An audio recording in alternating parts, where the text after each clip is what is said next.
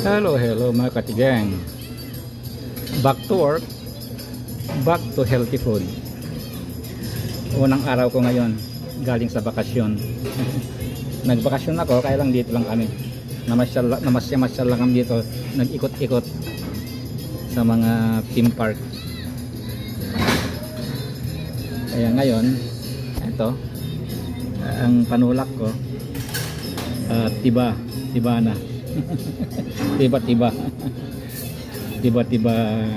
tea. At saka ito yung itlog ko. Yung itlog natin lahat nandiyan. Ito yung salad of the day. Linagyan ko lahat ng tangerine, lahat yung linalagay ko rin. Ayan.